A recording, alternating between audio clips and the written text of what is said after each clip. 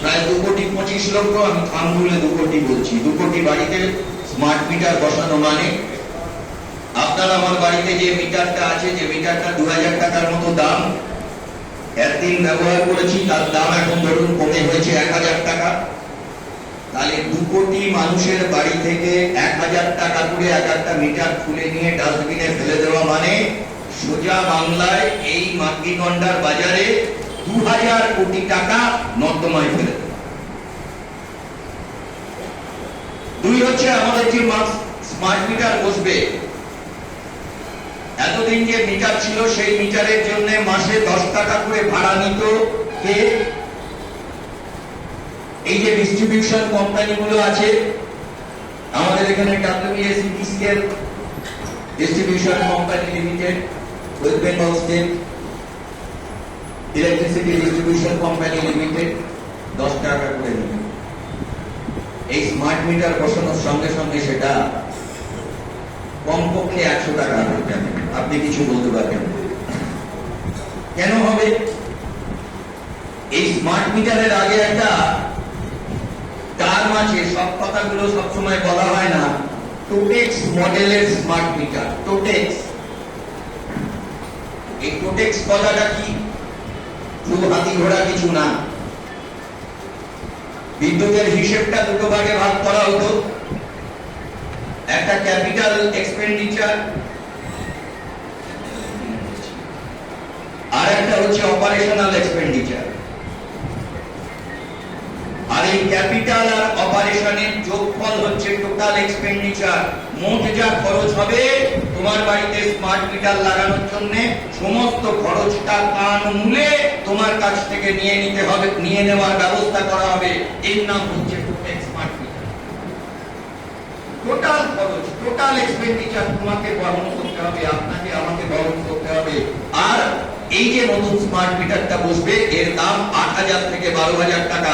গড়ে যদি 10,000 টাকা ধরেন, তাহলে এই মিটারগুলো 7 থেকে 8 বছরের এগুলোর লংজিভিটি, যার মানে হচ্ছে বছরে 1,000 টাকা করে আপনাকে অতিরিক্ত দিতে হবে, যার মানে মাসে গড়ে প্রায় 100 টাকা করে আপনাকে যোগ করতে হবে। ফলে স্মার্ট মিটার বসা মানে আপনার বিল বেড়ে যাবে, বিল বেড়ে যাবে, এবং যেখানে 10 টাকা দিতেন সেইখানে 100 টাকা দিতে হবে। এটা চোখ বন্ধ করে আপনি ভেবে নিয়ে বাড়ি যান। দ্বিতীয় হচ্ছে, সরকার বলছে যে একটা অটোমেটিক প্রক্রিয়ার মধ্যে দিয়ে বিলিং টিলিং সমস্ত জিনিসগুলো অত্যন্ত পরিচ্ছন্ন হবে। আজকে ভারতবর্ষের বিভিন্ন রাজ্যে যেখানে ডবল ইঞ্জিন সরকার, উত্তরপ্রদেশ, রাজস্থান, ত্রিপুরা, বিহার, একের পর এক রাজ্যে স্মার্ট মিটার নিয়ে উত্তাল আন্দোলন হচ্ছে। যারা ভোট দিয়ে বিজেপিকে ক্ষমতায় এনেছে তারাই আজকে স্মার্ট মিটারের বিরুদ্ধে লড়াই করছে। এর সবচেয়ে বড় রিয়াকশন, প্রতিক্রিয়া যে রাজ্যটায় দেখা গেছে সেটা উত্তরপ্রদেশ। উত্তরপ্রদেশে 70,000 জায়গা থেকে স্মার্ট মিটারের, এই 70,000 জায়গা থেকে কানেকশন কেটে দেওয়া হয়েছে, এবং প্রায় 6 লক্ষের বেশি মানুষ তাদের কানেকশন চলে গেছে বলে গোটা রাজ্য জুড়ে উত্তাল আন্দোলন হচ্ছে। যারা বিজেপিকে রাজ্যের ক্ষমতায় এনেছিল তারাই এই স্মার্ট মিটারের ফলে তারা ভুক্তভোগী হয়ে লড়াই আন্দোলনের পথে নেমেছে। অন্য রাজ্যগুলোতেও আছে, আমি আর কথা বাড়াচ্ছি না। ফলে স্মার্ট মিটারের মধ্য দিয়ে বিদ্যুৎ বিলটা চটচট করে বাড়বে, সেই ধরনের একটা ব্যবস্থা তারা করেছে। বলছে একটা অ্যাপ যদি আপনারা লাগান, মোবাইলে নানান ধরনের অ্যাপ থাকে, সেই অ্যাপের মধ্যে দিয়ে আপনি কত টাকা খরচ করেছেন জানতে পারবেন, কতটা বিল করেছে সব জানতে পারবেন, সেই মতো গোটা জিনিসটাকে অপারেট করতে পারবেন। আমাদের রাজ্যে বহু পরিপূর্ণ মানুষ আছে যাদের কাছে অ্যান্ড্রয়েড ফোন নেই। যে মানুষ সবসময় চাইলে যে এমন অনেক জায়গা আছে যেখানে ইন্টারনেট কানেকশন ভালো না, সেই মানুষগুলোকে যেতে হবে বিভিন্ন সাইবার ক্যাফেতে। সাইবার ক্যাফেতে যাওয়া মানে আবার সেখানে পয়সা দিতে হবে। আর তার সঙ্গে সঙ্গে এই প্রিপেড স্মার্ট মিটার মানে প্রিপেড মোবাইল ফোনটার কথা ভাবুন। অনেক মানুষের কাছেই আমাদের প্রিপেড মোবাইল ফোন থাকে। আপনি 500 টাকা বললেন, আপনার 500 টাকা যে মুহূর্তে শেষ হয়ে যাবে তারপর আর আপনি কাউকে ফোন করতে পারবেন না, ফোন বন্ধ হয়ে যাবে। আপনার কাছে ফোন আরো কিছুদিন আসবে, কিন্তু ফোন আপনি কাউকে করতে পারবেন না। এইটাই হচ্ছে প্রিপেড ফোনে টাকা শেষ, ফোন করার সুযোগ শেষ। প্রিপেড ফোনের ক্ষেত্রে আসার সুযোগ আছে, যাওয়ার সুযোগ আছে। বলে আপনি বলবেন ঠিক আছে কয়েকদিন তো দু একদিন তো আসবে, আমি আসাটা না হয় এনজয় করলাম, কিন্তু বিদ্যুতের ক্ষেত্রে আসা যাওয়ার কোনো ব্যাপার নেই। তোমার পয়সা শেষ, তোমার কানেকশন শেষ। গরমের দিন, বাড়িতে বাচ্চা আছে,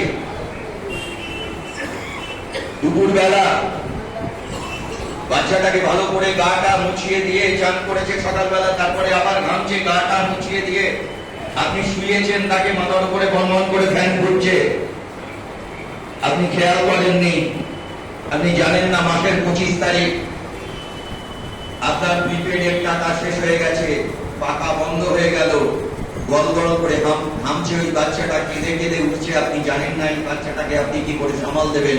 আর আপনার পকেটে মাসের 25 তারিখে সেই পয়সা নেই যে পয়সা দিয়ে আপনি পড়ে আবার সঙ্গে সঙ্গে আপনার পাকা সব চালানোর ব্যবস্থা করবেন। এই ফোনটাকে বলা হচ্ছে, এই মিটারটাকে বলা হচ্ছে ডাইনামিক। ডাইনামিক মানে আপনার বাড়িতে যে মিটারটা লাগানো হবে,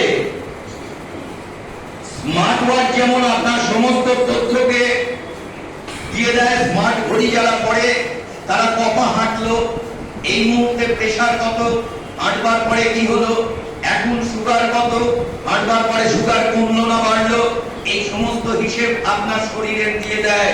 তেমনি স্মার্টফোন আপনার বিদ্যুৎ ব্যবহারের প্রত্যেকটি বাড়ি পয়সার হিসেব সে রাখে। যেই দেখলো ঘরে আলো পাখা জ্বলছে, মিটারের দাম কম,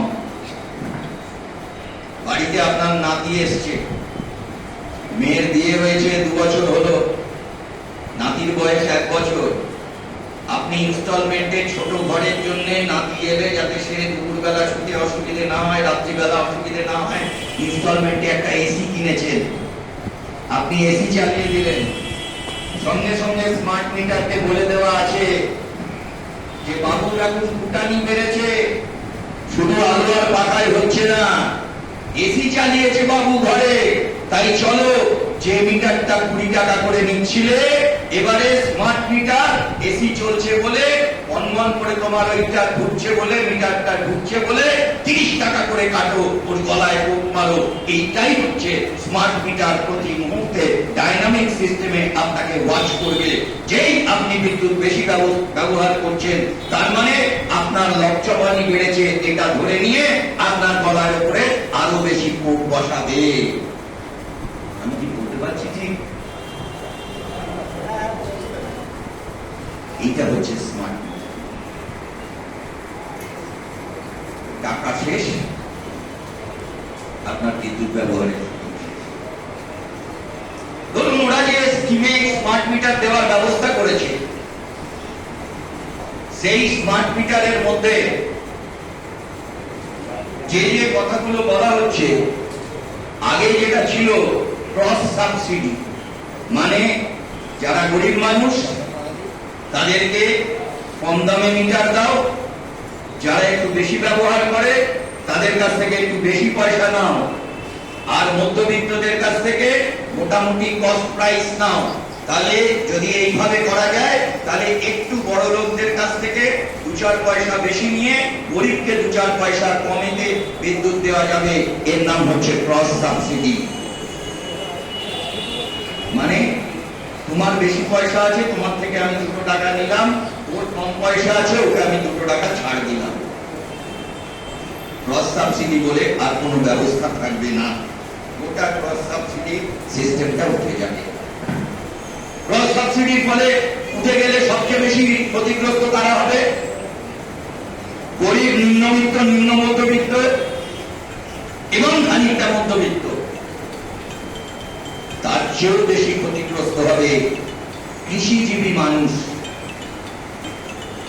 এই যে এসকেএম যখন লড়াই করেছিল 500টা কৃষক সংগঠন মিলে যখন লড়াই করেছিল, তুষার দ্বারা নেতৃত্ব দিচ্ছিল, হান্নান মোল্লারা গোটা দেশে নেতৃত্ব দিচ্ছিল, সংযুক্ত কিষাণ মোর্চা, তারা 3টে কৃষি বিল তুলে দেওয়ার সঙ্গে সঙ্গে, বাতিল করার সঙ্গে সঙ্গে তারা এই বিদ্যুৎ বিলকেও বাতিল করবার দাবি জানিয়েছিল। কারণ এই বিদ্যুৎ বিলের মধ্যে বিদ্যুৎটাকে যেভাবে প্রাইভেটাইজ করবার জন্য পরিকল্পনা করা হচ্ছে, সেই বিদ্যুৎ ব্যবস্থাটাকে প্রাইভেটাইজ করে দিলে কৃষক সে যে সেচ ব্যবস্থা, ইরিগেশনের যে কাজ করে, তাকে যে পাম্প চালাতে হয়, একদিনে যদি পাম্প চালিয়ে তাকে যে জল লাগবে তার গোটা চাষের জায়গা, সেটাকে যদি চাষ করতে হয়, তাহলে তাকে মাসে অন্তত 20,000 টাকা বিল মেটাতে হবে।